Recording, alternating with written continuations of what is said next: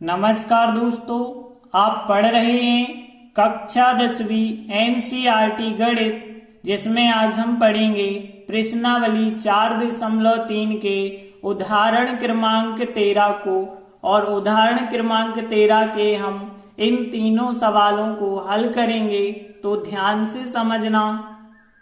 तो देखिए प्रश्न में क्या कहा गया है, निम्न द्विघात समीकरणों के मूल। मतलब ये तीन हमें द्विघात समीकरण दिए गए, हमें इन तीनों के मूल ज्ञात करना है द्विघाती सूत्र का उपयोग करके।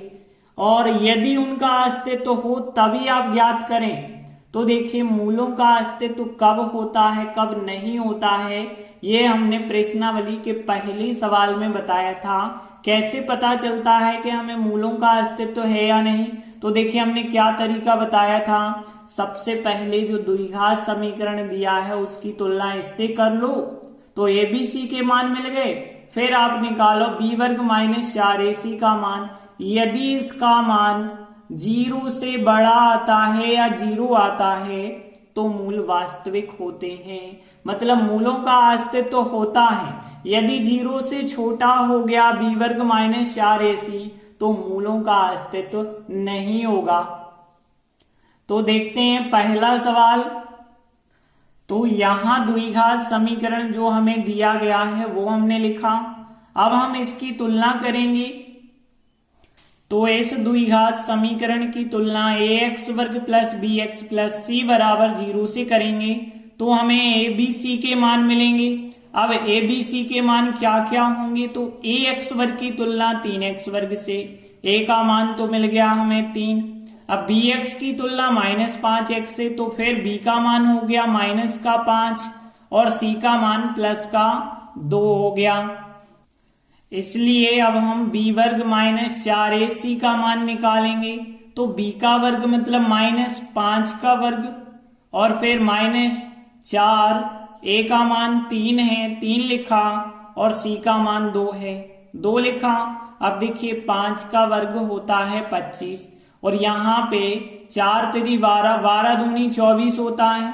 तो यहाँ 25 में से 24 घटाओगे 1 आया, और 1 तो 0 से बड़ा होता है, और यदि 0 से बड़ा है तो इसका मतलब ये है कि यहाँ जो द्विघात समीकरण दिया है इसके मूलों का अस्तित्व है।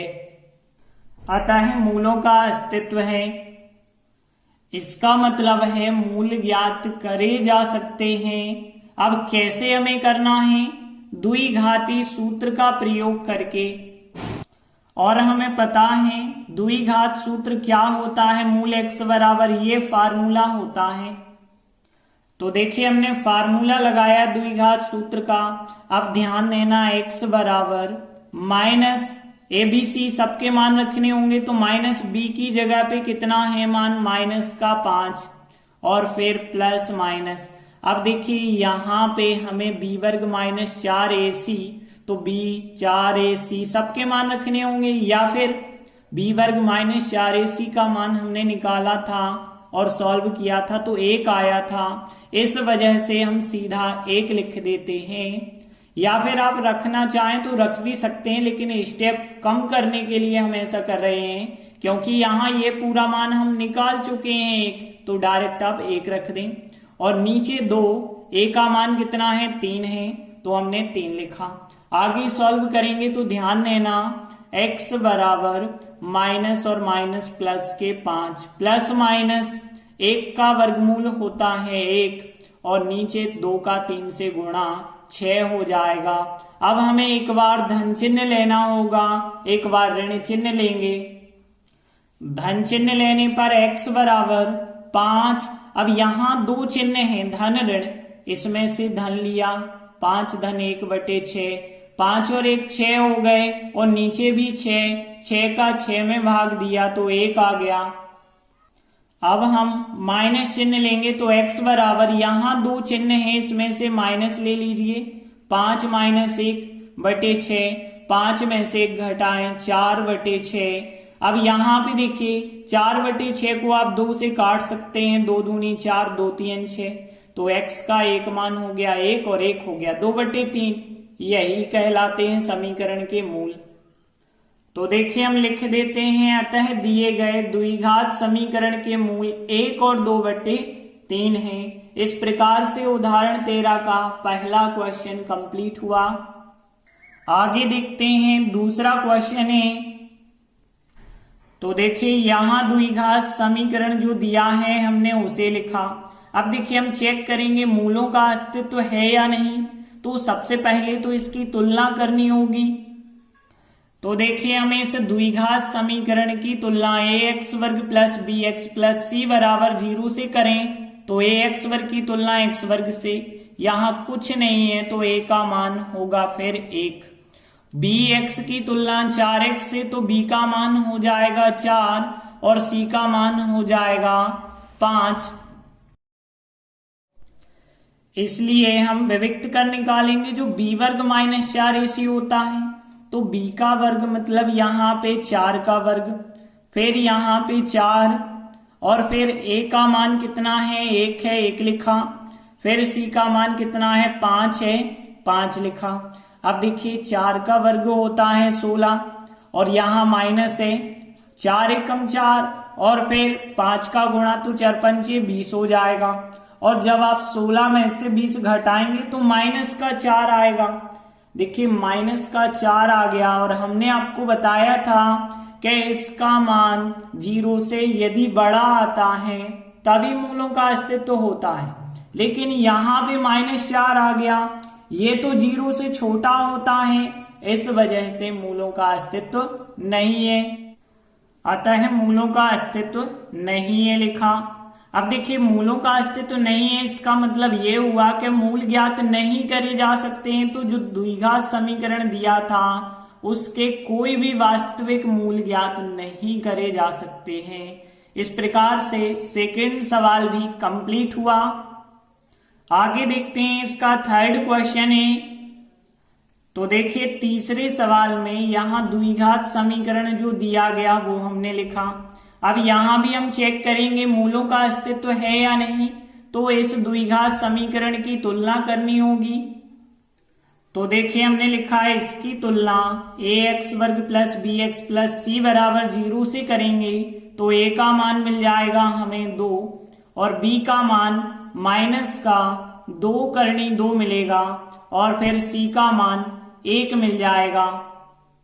अब हमारे पास ABC आ गए, इसीलिए हम विविक्त कर ज्ञात करेंगे जो कि b वर्ग माइनस 4ac कहलाता है। तो b वर्ग का मतलब माइनस का 2 करनी 2 का वर्ग, फिर माइनस का 4, a का मान फिर 2 है और c का मान फिर कितना है 1 है। आगे सॉल्व करेंगे तो यहाँ 2 करनी 2 का वर्ग करना होगा, इसका मतलब 2 करनी 2 का गुणा 2 करनी 2 से करेंगे। माइनस का वर्ग तो प्लस हो जाता है, यहाँ पे 2 और 2 का गुणा करेंगे तो कितना आएगा 4 और करनी 2 और करनी 2 का करेंगे तो 2 बाहर आ जाएगा। 2 और 2 का गुणा 4, करनी 2 और करनी 2 का 2 बाहर, 4 दूनी 8 बन जाएगा यहाँ पे। फिर माइनस चिन्ह है, 4 दूनी 8, 8 एकम 8 बनेगा। तो यहाँ पे हमें 8 माइनस 8 0 प्राप्त हुआ। और हमने आपको बताया था कि यदि विविक्त कर का मान मतलब b वर्ग माइनस 4ac 0 है या 0 से बड़ा है तो मूलों का अस्तित्व होता है। अतः मूलों का अस्तित्व है। मूलों का अस्तित्व है इसका मतलब ये होता है कि इस द्विघात समीकरण के मूल ज्ञात करे जा सकते हैं। और ज्ञात करना है हमें द्विघात सूत्र से। तो पहले तो हम द्विघात सूत्र को लगाएंगे जो होता है मूल x बराबर। अब इसमें हम मान रखेंगे तो x बराबर माइनस और फिर b का मान कितना है 2 करनी 2 है माइनस का, तो 2 करनी 2 लिखा। फिर इसके बाद प्लस माइनस। अब देखिए b वर्ग माइनस 4ac अलग अलग मान ना रखें क्योंकि b वर्ग माइनस 4ac का मान हमने निकाला है, कितना आया है 0, तो 0 हमने डायरेक्ट लिख दिया। फिर बटे में 2a तो 2 और a का मान कितना है 2 है तो 2 लिख दिया। अब ध्यान देना यहाँ x बराबर यदि हम देखें माइनस माइनस हो गए प्लस और यहाँ 2 करनी 2। अब देखिए 0 का वर्गमूल तो 0 ही होता है तो हमें 0 लिखने की जरूरत नहीं है। और प्लस माइनस भी नहीं लिखेंगे, क्योंकि आप 0 प्लस का लेंगे और 0 माइनस का लेंगे कोई अंतर नहीं होगा। और बटे कितना चल रहा है, 2 गुणित 2 4 हो जाएगा। और आगे यदि हम देखें तो यहां तो 2 से 4 कट सकते हैं, 2 एकम 2, 2 दूनी 4, तो यहां पे 2 कट गए और यहां पे 4 2 बार कटे होंगे, तो करनी 2/2 आ जाएगा। और इसको भी चाहें तो और सरल हम कर सकते हैं, कैसे देखिए, करनी 2 है ऊपर, नीचे आपको पता है कि 2 बाहर हैं और 2 बाहर हैं, हमें पता है करनी 2 और करनी 2 का गुणनफल होता है 2, तो हमने इस 2 को करनी 2 इंटू करनी 2 लिखा है, ऐसा इसलिए ताकि एक करनी 2 ऊपर नीचे से कट जाएंगे, तो एक कट गए, ऊपर कुछ नहीं बचा तो एक, और नीचे कितना बचा है करनी 2, तो यहाँ x का मान हुआ 1/करनी 2।